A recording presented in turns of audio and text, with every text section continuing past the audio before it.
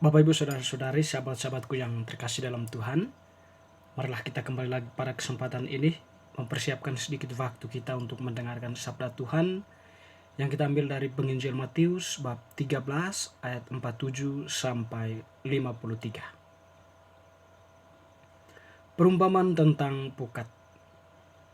Demikian pula hal kerajaan surga itu seumpama pukat yang dilabuhkan di laut, lalu mengumpulkan berbagai-bagai jenis ikan.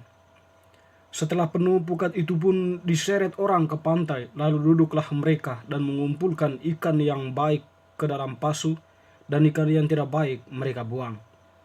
Demikianlah juga pada akhir zaman, malaikat-malaikat akan datang memisahkan orang jahat dari orang benar, lalu mencampakkan orang jahat ke dalam dapur api. Di sanalah akan terdapat ratapan dan kertak gigi. Mengertikah kamu semuanya itu? Mereka menjawab, ya, kami mengerti.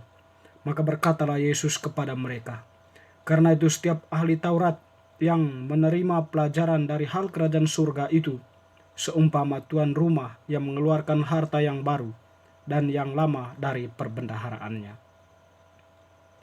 Demikianlah sabda Tuhan, terpujilah Kristus.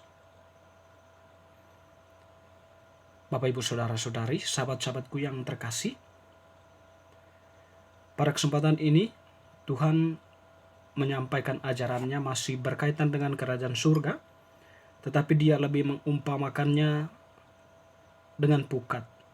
Jadi dikatakan tadi oleh penginjil Matius, pukat itu dibawa oleh nelayan ketika mereka menangkap ikan, lalu mereka menebarkan pukat itu ke laut, dan tentunya akan ada banyak ikan yang ditangkap oleh pukat tersebut.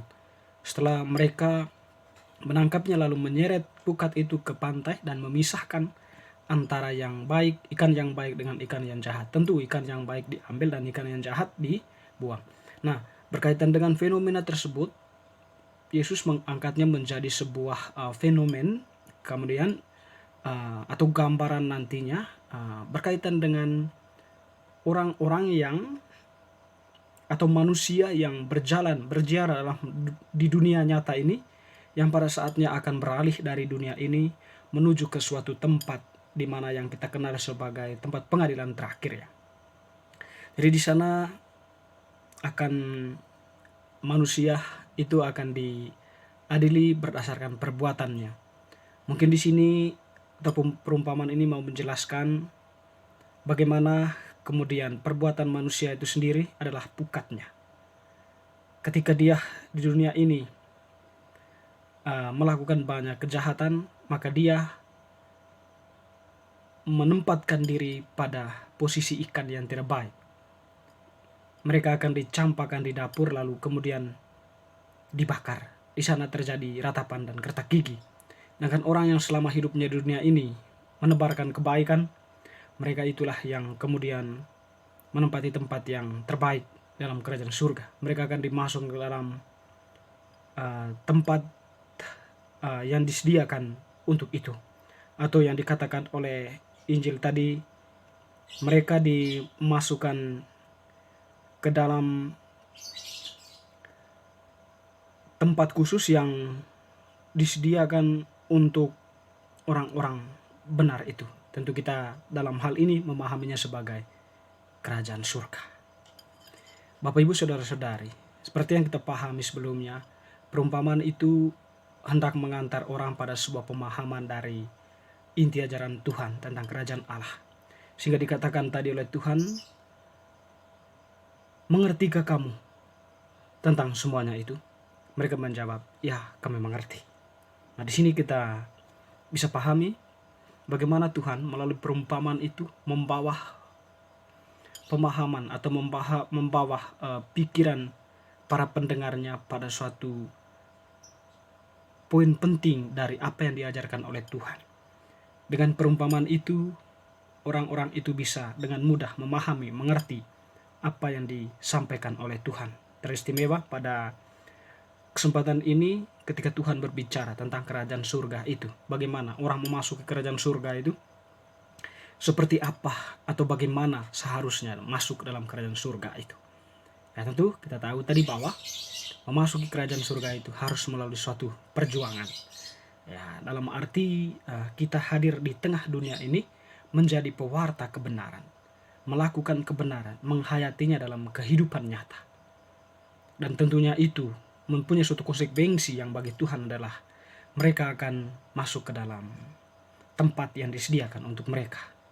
Sedangkan orang yang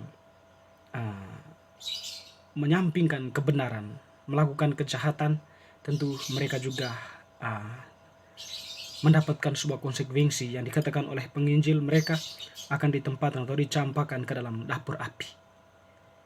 Jadi Bapak Ibu Saudara-saudari yang terkasih, saat ini mungkin Tuhan tidak berbicara langsung lagi kepada kita melalui perumpamaan bagaimana para pendengar, tetapi melalui ajaran gereja yang sudah disampaikan, melalui khotbah, melalui renungan-renungan dari para uskup, pastor, bruder, frater, suster, dan para katekis dan sebagainya yang mempunyai tanggung jawab dalam menebarkan firman Tuhan itu, setidaknya kita dihadapkan pada suatu pemahaman juga tentang kerajaan surga itu. Bagaimana seharusnya kita bertindak di dalam kehidupan kita.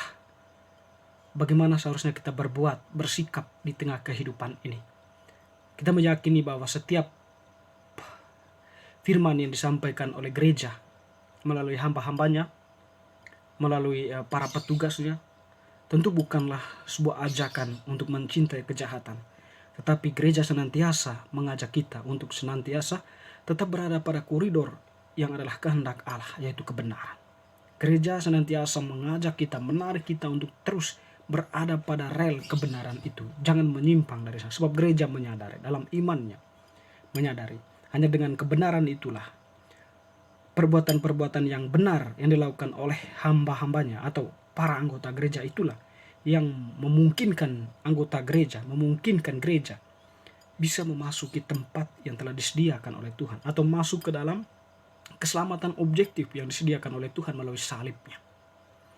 Gereja sebenarnya di sini mengajak umatnya untuk setidaknya menyelamatkan dirinya sendiri, ya, keselamatan subjektif melalui tindakan-tindakan baik, perbuatan-perbuatan baik yang kita katakan tadi menjadi landasan atau menjadi kekuatan baginya untuk bisa memasuki keselamatan objektif yang disediakan oleh Tuhan kita Yesus Kristus melalui salibnya. Bapak Ibu Saudara-saudari, marilah kita senantiasa tetap membuka hati dan pikiran kita untuk mencintai yang benar. Sebab dengan melakukan yang benar, mencintai yang benar, percaya atau dalam iman kita percaya, kita akan memasuki tempat yang dijanjikan oleh Tuhan sendiri, yaitu situasi dunia akhirat yang kita sebut sebagai surga. Semoga. Amin.